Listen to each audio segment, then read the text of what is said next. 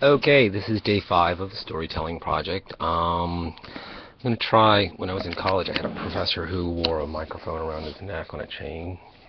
And one day, he taught American history, early 20th century, something like that. And one day, as he was lecturing along in his slow and delivered voice, the thing broke and fell off. And he didn't really know what to do. First, he was holding it, and finally, he just I'll just hold it here, like a rock star. I always knew I had it in me. Class went completely crazy nuts and started laughing, and that was the end of it for the day. I say that because I'm going to try and not hold it like a rock star today. I'm going to try and see if I can sit it maybe over here and still have you hear what I'm saying. So today's topic is listening. Um, Listening. When I first drew it out of the hat, I didn't really know where I was going with it, but in thinking about it, I think I put something together. I want to start off with a quick side story, and I need to like come up close here so that I can again read you another definition. In the past 2 years, I have become acquainted with the term prosopagnosia. What is prosopagnosia?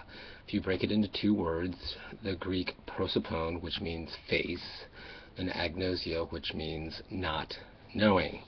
So basically it is facial blindness. I didn't know I had it. How I found out that I had it was by coming in contact with people who also had it. Now, most of my life, most of the things that people notice when they find out that they have this condition is I've always considered my superhero strengths. Not something that was a little bit of a defect, but something that was actually made me a little bit different from everyone else. When I met people, I had a tendency to remember the color of their hair, what they were wearing, how they move, especially what the sound of their voice. It's like as soon as I hear someone start to speak, I know who they are. So I was attributing this again back to a couple stories ago, the dyslexia, where with the dyslexia I thought I couldn't read as well as other people. I couldn't compete in that sort of arena, so I had to be very attuned to listening and very attuned to hearing what other people had to say, not so much because I didn't know what they looked like, but because that was my way of fitting in. This attribution thing was a little bit off, I know, but it took more than 50 years to discover what the thing was, and then once I figured it out, it was kind of funny. To find out about prosopagnosia, you can actually go online and take a couple of tests, and they just take the faces of certain people and get all of anything that might let someone like us who can't recognize faces, all of those distinguishing other characters are stripped away, and you have to say who it is, and they're usually famous people. If you score 60% or less, you are considered, you have some deficiency. The three people that I've come in contact with have it. Well, one of them I would say is probably in the 20th percentile, one is probably in the 40, and the other two of us are probably around 60. So it's not that we can't recognize people, we just recognize people in ways that other people don't. Some of it is by identifying voices. That's how we can identify who you are. I think the dyslexia combined with the prosopagnosia is a pretty little sweet combo, but there you have it. So, where does this all go in terms of listening? I've always had a little bit of problem with listening, and it's not so much that I've had a problem with listening. I had a problem with sitting still. What I realized years ago when I was working in Washington, D.C. is I invented these little worry beads that if I could sit there and play with them under the table, I could sit there for good periods of time and listen to what people had to say without wandering away in my mind or wanting to interrupt quite as much. I say wanting to interrupt quite as much because I honestly believe I come from a culture where we process and talk at the same time, and when I meet people that are not of that way, it's a little startling, and it's hard to say, yes, I'm listening to every word you're saying, even though I'm talking at the same time you do. One of my business partners from Florida, drives Michael crazy because we have a habit of talking at the same time, because the worst part of it is it's like you both understand what each other's saying and you're changing your rhetoric to respond to each other even though you're talking at the same time. So, to prevent myself from being that over talking person, I came up with this way of giving what I said, my right brain a chew toy. Since I get fidgety and the fidgety makes me want to talk and cut people off, I could somehow give my right brain a chew toy to play with, and I could,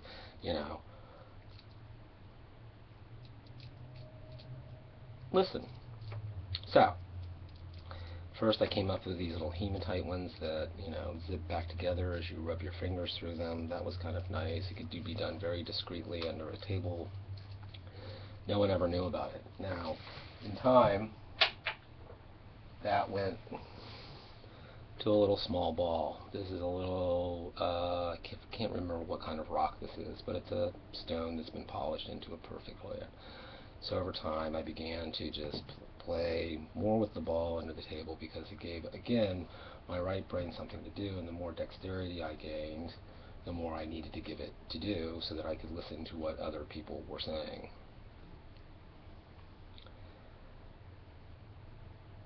Now, I think that this goes back to a long tradition of sort of handcraft. Let's call it handcraft. Think about, my sister used to host a knitting group at her house once a week, and you'd have, a half dozen women sitting around knitting and talking to each other at the same time, not messing up their knitting, occasionally some counting to do, but for the most part, I feel that handcraft is something that you can do and talk at the same time.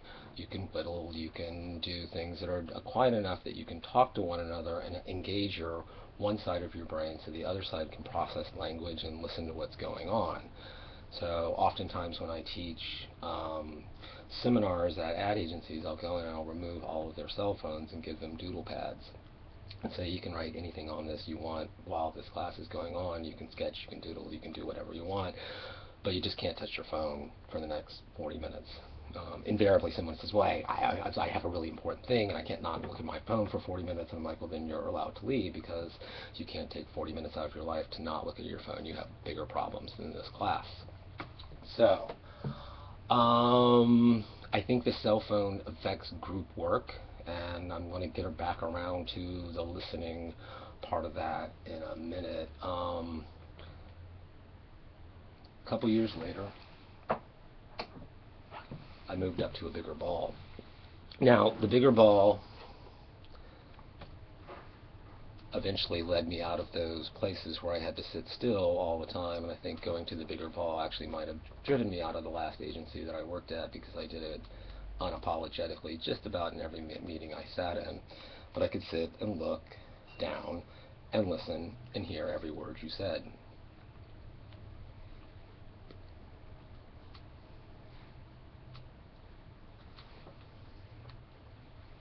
So what about the handset? So here's my story with the listening and the handset. I think we lose empathy. I think when I'm sitting in a meeting and I look down and I'm playing with this, it's one thing, and if I look down and I see another face, it's another. Now, I think it's interesting for me, who says somebody who cannot recognize faces, that having a handset sort of breaks continuity and community. But I firmly believe it does. So if I look down and I see a face, I forget everyone that's in this room. And I also have a look on my face that the person who's speaking sees. And you should say, well, it doesn't really matter if I'm sitting here doing this quietly and he doesn't notice that I'm doing it, or he sees me doing it and I'm doing it quietly. What difference does it make? Well, it does make a difference, because his reptile brain sees you shut down and go into another community, and that makes him feel like I'm not doing as good of a job as I could have been. Checking out to do this is different than checking out to go into a different community.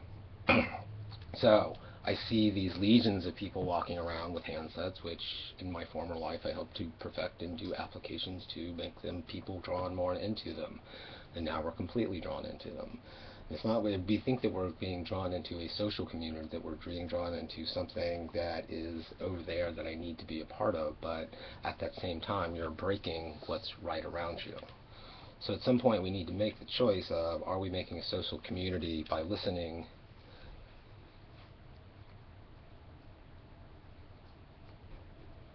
in a way that we can, or do we just stop listening altogether? This is the one that I've been thinking about for a couple years now. So when I drew the topic of listening,